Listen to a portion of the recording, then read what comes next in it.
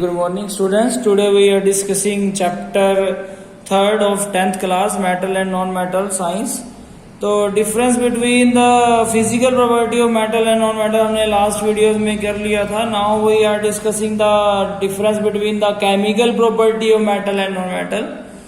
There is a हमने एक reaction की थी metal की acid के साथ last lesson में, जिसमें हमने बताया था कि कोई भी अगर मान लीजिए एसिड है, व्हेन एसिड जो है वो रिएक्ट होता है अगर बेस के साथ, then it will form salt and water बनाता है, जिसे हमने न्यूट्रलाइजेशन रिएक्शन बोला था. Similarly when metal react with acid it will form salt and water. ठीक है, तो यहाँ पर metal oxide react with acid it will form salt and water बनाता था.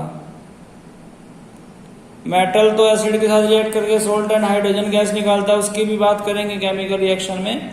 बट यहाँ पर बात हुई थी कि एसिड जब बेस के साथ रिएक्ट होता है then it will form salt and water. और सोल्ट एंड वाटर तब बन रहा था जब एसिड जो है मेटल ऑक्साइड के साथ रिएक्ट हो रहा है. इट मीन्स मेटल ऑक्साइड क्या है, बेस है. ठीक है, तो यहीं पर पहली प्रॉपर्टी जो आ रही है वो यही आ रही है कि ऑक्साइड और metal are generally basic in nature. अगर कोई बेस होता है तो वो क्या करता है, तो the change the colour of red litmus को ब्लू में बदल देगा. ठीक है, सिमिलरली देयर ऑक्साइड, जो नॉन मेटल के ऑक्साइड है वो आर एसिडिक इन नेचर होंगे, और अगर कोई एसिडिक होता है तो वो क्या करता है, वो ब्लू लिटमस को रेड में चेंज कर देता है, क्योंकि लिटमस पेपर वही है the indicator of the acid and base. Now जो मेटल है वो जो है पॉजिटिव आयंस होते हैं जो कटायन बनाते हैं और ये लूज करते हैं इलेक्ट्रॉन. मेटल लूज इलेक्ट्रॉन, क्योंकि मेटल के लास्ट शेल में 1, 2 और 3 इलेक्ट्रॉन हो गए हैं, हमने उसकी फिजिकल प्रॉपर्टी में पढ़ लिया था. तो मेटल जब लूज करेंगे electron they form positive ion, जिन्हें बोलते हैं कटायन. सो दे आर, और इनको रिड्यूसिंग एजेंट भी बोला जाता है.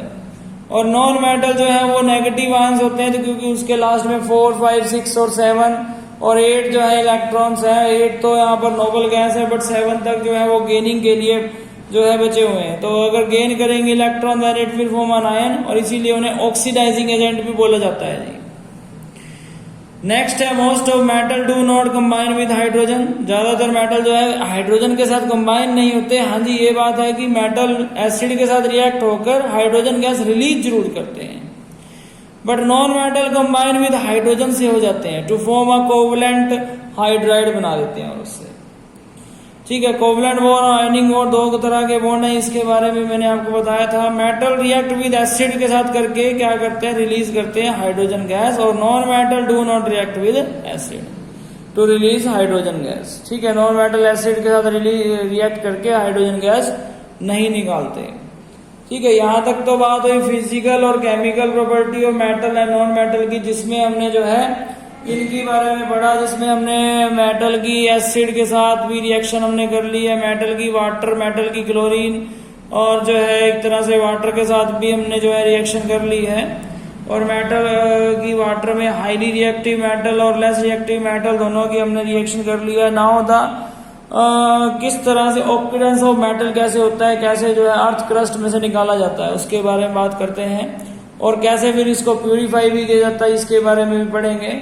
नाउ कि मिनरल क्या है. मिनरल है द नेचुरली ऑक्यूरिंग केमिकल सब्सटेंस, की जो प्राकृतिक से हमें जो है अर्थ क्रस्ट से मिलने वाली चीजें हैं, नेचुरली ऑक्यूरिंग केमिकल सब्सटेंस है इन द अर्थ क्रस्ट से, which are obtained by mining, जो कि खुदाई से जो है एक तरह से मिलते हैं, माइनिंग करने के द्वारा हमें प्राप्त होते हैं, उन्हें मिनरल कहा गया.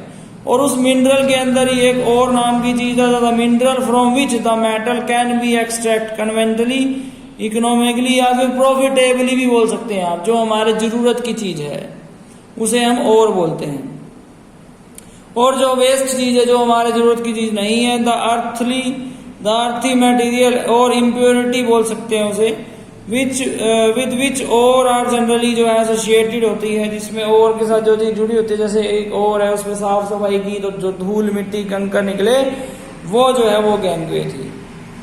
ठीक है, तो इसी तरह से आगे और कोई एक मैं टेबल बनाने जा रहा हूं, जिसके द्वारा आपको यह समझ में आएगा कि और से कैसे जो है प्योर मेटल प्राप्त किया जाता है. हाँ जी, अभी तक हमने बात की कि और क्या है, और एक ऐसी प्रॉफिटेबल जो है सब्सटेंस है, मेटल है, जो हमें मिनरल से मिला। अब और में क्या है, और में जो है कंसंट्रेशन ऑफ और है। कंसंट्रेशन ऑफ और में यानी कि उसके 3 पार्ट हैं। जैसा कि उसमें जो है सबसे पहले 3 तरह की उसमें क्वालिटीज पाई जाती हैं। या तो वो हाईली रिएक्टिव होगा, मेटल जो है ऑफ हाई रिएक्टिव मेटल होगा, जिसकी हाई रिएक्टिविटी होगी। एक मिडल रिएक्टिव होगा, जिसकी मेटल जो है वो मिडल रिएक्टिव वाले होंगे। तो जो मिडल रिएक्टिव वाले हैं वो इसमें कैसे पता लगता है कौन मीडियम जो है या मिडल जो है रिएक्टिव है? तो यहाँ से जो है जो अर्थ क्रस्ट में सबसे ऊपर पाया जाएगा वो हाईली रिएक्टिव, और जो मिडल में वो मिडल जो ज्यादा डाउन द अर्थ पाया जाता है वो लेस रिएक्टिव होता है। तो मेटल ऑफ लो रिएक्टिविटी वाले भी होंगे। तो 3 तरह की रिएक्टिविटी यहाँ पर देखी गई है। तो रिएक्टिविटी सीरीज भी हम आपसे डिस्कस करेंगे।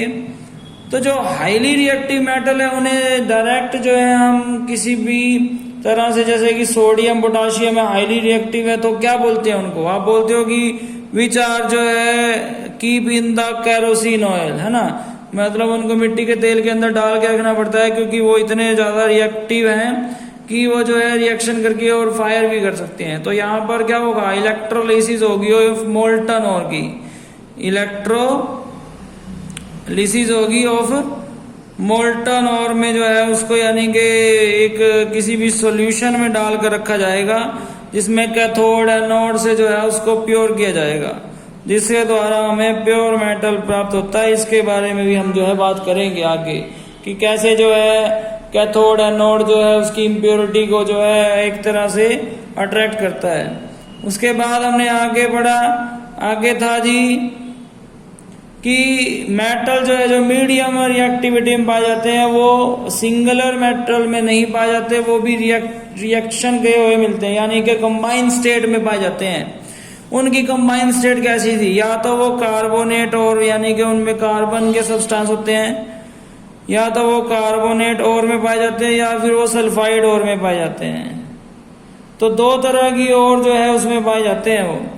फिर जो कार्बोनेट और में पाए जाते हैं वो उनको किस तरह से दूर किया जाता है, और जो सल्फाइड और में पाए जाते हैं उनको किस तरह से जो है साफ किया जाता है?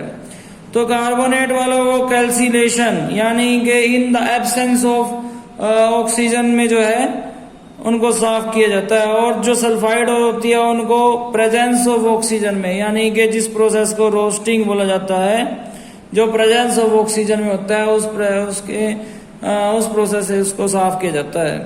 उसके बाद इसमें जो है हमें दोनों ही प्रोसेस से जो है एक ही तरह के मेटल मिलते हैं जो ऑक्साइड्स के साथ मिले होते हैं। ऑक्साइड्स ऑफ मेटल जो है हमें मिलते हैं।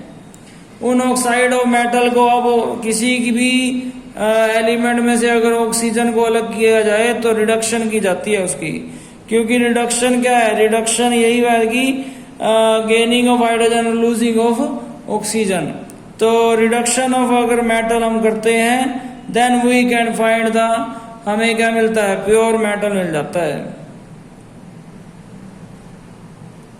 इसी तरह से अगर लेस रिएक्टिव कोई जो है लो रिएक्टिविटी वाले मेटल होते हैं तो वो किस तरह से जो है कंबाइंड स्टेट में तो पाए जाते हैं, मगर वो सिर्फ सल्फाइड और के साथ ही कंबाइंड स्टेट में पाए जाते हैं।